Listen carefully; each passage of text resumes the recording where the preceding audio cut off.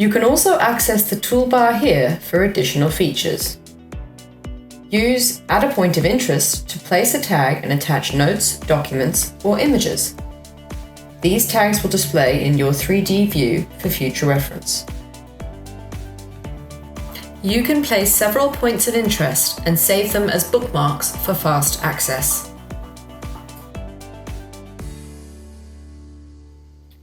To isolate part of the dataset, use the Rectangle Clip tool.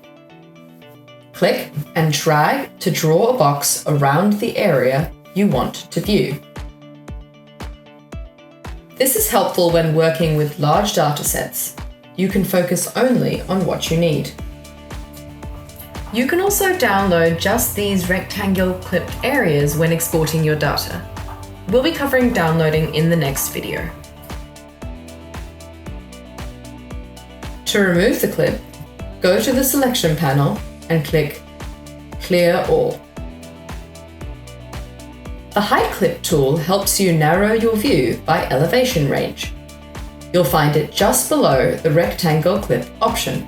Click to activate it. You can then set the height, either by clicking directly on the model or by manually entering a maximum and a minimum height. In the example here, you can see we've clicked the top of the fence to define the maximum height. You can then type a value for the minimum height, for example here, set to 6.1 meters. This will isolate a vertical slice of the model based on your inputs. Next, you can use the Section tool to create horizontal or angled cuts. Plan Section is the most commonly used. Select it here. It generates a flat, top-down view at your chosen elevation. Use elevation to position your cut and depth to control its thickness. Step size adjusts how much it moves as you scroll, while Snap to helps align cuts to nearby geometry. To exit, click the close icon, return to 3D view.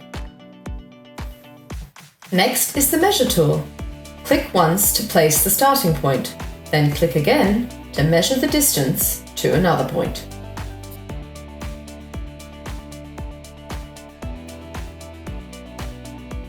Hold Shift to change the mode to height only. Press Shift again to switch to X, Y distance only. Press it once more to toggle between the X and Y axes. For general measurements, the 3D mode or Z axis is the most useful. To stop measuring, press Escape to exit measurement mode. You can also use the Drawing tool to annotate your model. Choose Polyline, then click to place your first and second points. Press Enter to complete the line.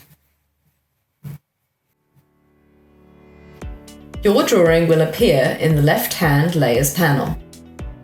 You can export it as a DXF or KML file for use in AutoCAD or Google Earth. That wraps up the Pointerra tools walkthrough. If you have any questions or need assistance, reach out to one of our team. Thanks for watching.